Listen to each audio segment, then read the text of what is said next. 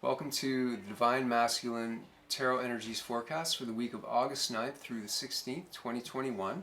Just a quick note, the only reason that I call this the Divine Masculine Tarot reading isn't for any kind of esoteric or deep meaning. It's just because I share this YouTube channel with my wife Mary, and she also does readings. So that's just simply a way to differentiate between our readings. We call hers a divine feminine version and mine's a divine masculine version.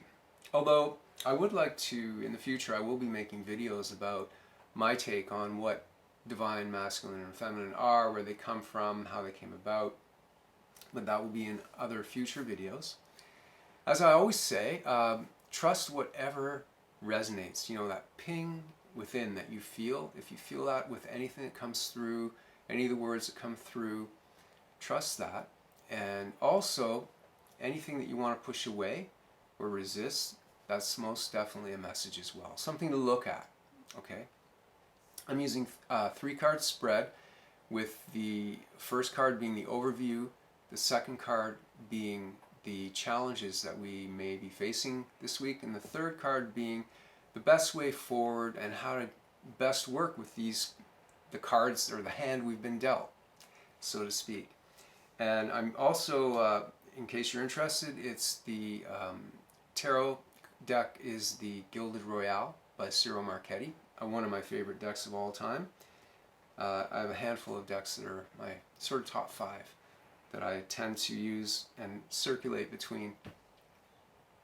Okay, so the overview card, 8 of Pentacles. Now, I wanted to say, through the 20 plus years that I've been studying and reading tarot cards, I've run the whole gambit, the whole, reading cards upside down, reverse card meanings, to the astrological associations that are connected with all the cards, to the Kabbalah, the tarot being superimposed on the tree of life, the numerological associations, the meanings of the numbers, etc.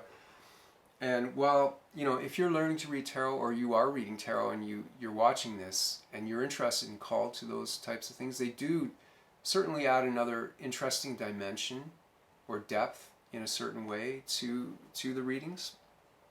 But at this point, I've kind of come full circle where I just let the cards do the talking. Just really simple. That's why I really love the Rider-Waite-Smith style of cards, because you can just, the picture tells you. The picture tells you. So as with this first card, and you look at the picture, he's plugging away, he's working, he's perfecting his, pentacles, their material, anything related with the material world, security, craftsmanship, wealth, money, health, that type of thing. It's an endeavor of perfecting, and quite often this card is traditionally associated with learning new things on a course of study. It could be something, a course of study that's formal, a bit more formal and structured and organized. It could be an independent form of study.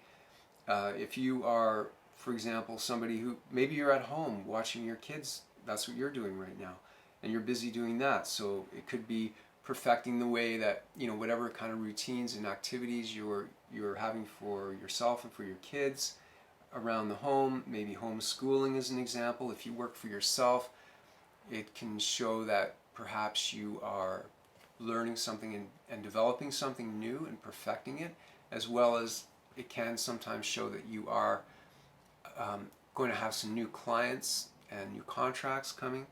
But either way, it means, plugging away, chipping away, learning. You see the books piled up beside the desk as well, and he's very focused, okay? So that's the overview of this coming week. It's getting some things done that way, getting some work done, and, being focused on that. The challenge is that there's some kind of disappointment. 5 of Cups, again, you see how the picture shows you. A great approach, one of the great approaches, especially with quote-unquote spiritual work and things like this, is what if you didn't have any books? What if you didn't have any teachers? How would you learn this? How would you approach it? You would just look at the pictures and you would see, right?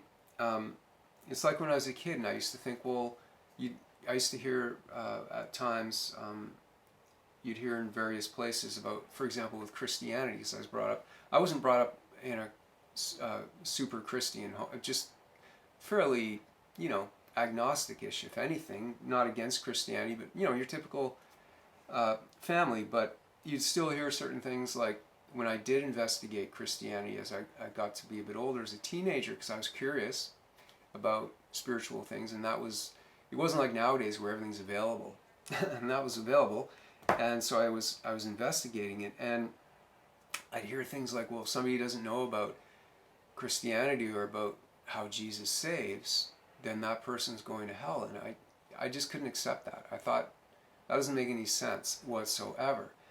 So it's the same idea. How can somebody, imagine you didn't know anything about tarot cards, you didn't know about astrology associations, you didn't know about Kabbalah, you didn't know about numerology. How would you understand these cards? Well, you would just look at the pictures and you would start to get your own interpretations. You'd live with the cards. You'd write down a few ideas about what's going on in your life while you see certain cards. Okay, so the Five of Cups. He's obviously upset, disappointed, hurt.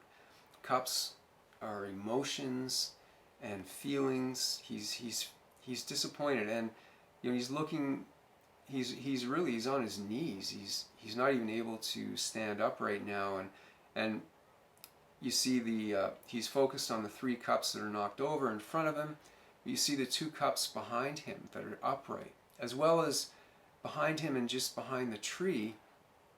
The tree itself is showing life and a lot of greenery, abundance, and there's this beautiful light behind the tree as well, but he's not looking there.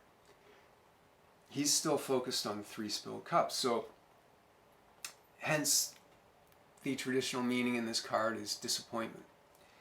And that's what it is. He's holding a flag up, which is kind of interesting, because that seems to really point to the fact that only ego can be disappointed.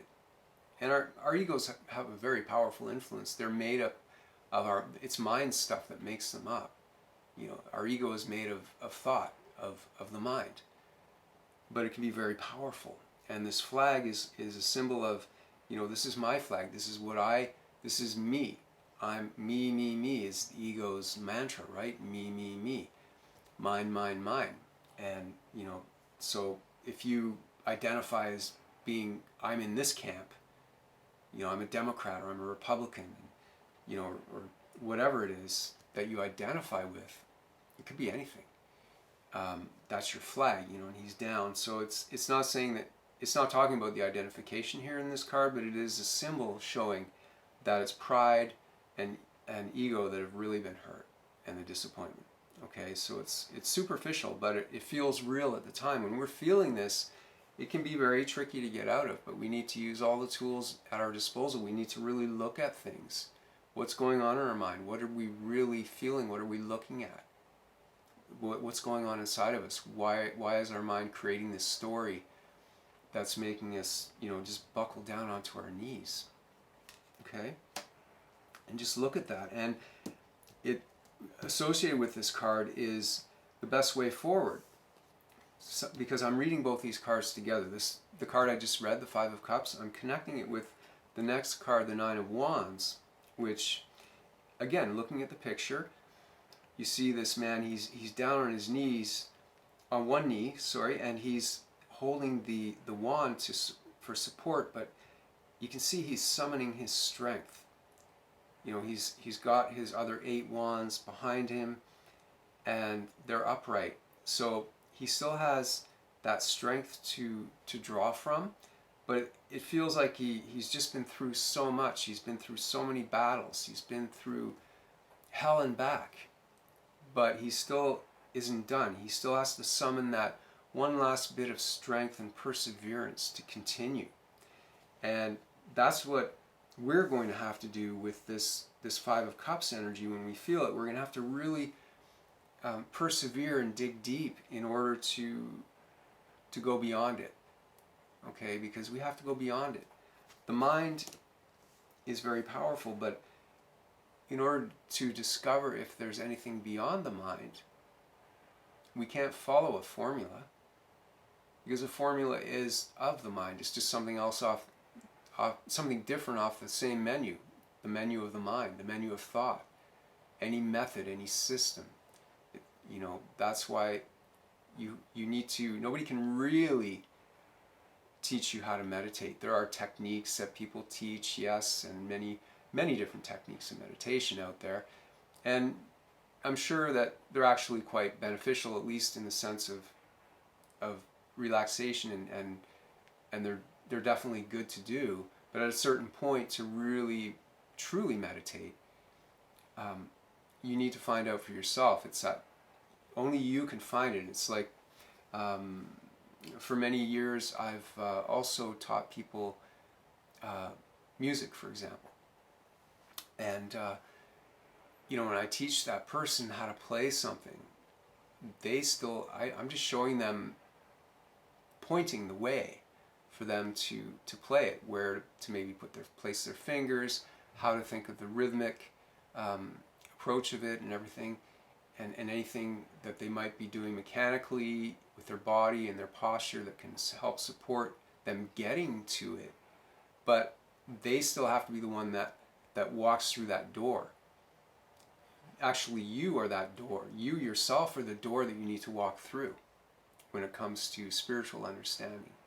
So a lot of perseverance, a lot of determination is required in order to go beyond this Five of Cups. But it's not major. Because these are minor arcana. In tarot, these are called minor arcana. So they're not, this is just a part of the color of the upcoming week, is just persevering through. You're going to have to draw on your strength to persevere and not, fall into old habits or fall into old behaviors that you don't want to fall into, where maybe you feel this disappointment. This Five of Cups can sometimes mean pain gets triggered in relationship, because relationship is really where you find out how you're doing and where you learn, how you are really doing. Okay, and sometimes things will get triggered in the ego, and really the thing that glues it all together is that pride, like in the flag of the Five of Cups, that pride of me. I'm me and I'm separate. That's kind of what glues it all together. So, we're going to have to work with that this week. We're going to have to work with maybe these feelings will get triggered on several occasions throughout the week, and we're going to have to persevere so that we can not get totally sucked in by those feelings of disappointment, where we can, really maybe sabotage our day, sabotage our work, the Eight of Pentacles. In order to keep the workflow going, we need to be, and to focus, like in the picture, like the person in the picture is focused. We'll need to be able to be clear of any emotions that are being triggered and want to drag us down and drag us into their story and of pain and etc., and all that pain inside. Okay, so not saying it's easy to do, but that's what we're here for, right? And like I said, you are the door that you need to walk through. Someone like me is only pointing out ways. Don't ever put anybody above yourself, your own experience. Learn from people there are people who have great amounts of wisdom, certainly, but still, they're not, don't put them up here. Just learn from them. They can only point, but you are still the one that has to go through that. And there's no real paint by numbers way to do it. As much as somebody might want to tell you there is, there are certain things that can support, yes, but to actually walk through that door is something we all have to discover for ourselves. So that's it. I know it got pretty deep there at the end. That's just my style. Of course, if I'm reading you personally, you're going to be asking me questions about, well, is he going to call me or is she going to call me? And I'll be going into that more with you, of course. But it's always related to something. Whatever's on the inside is reflected on the outside, because they aren't separate. Okay, so that's it. I hope you enjoyed this reading. By the way, I am almost done my free tarot crash course, which will be available to anybody who subscribes to my newsletter, and you can take that course and learn the basics of tarot so you can start reading for yourself in under an hour. And I'll let you know when that's ready. And other than that, thank you so much for watching, and have an awesome week. I'll see you next time.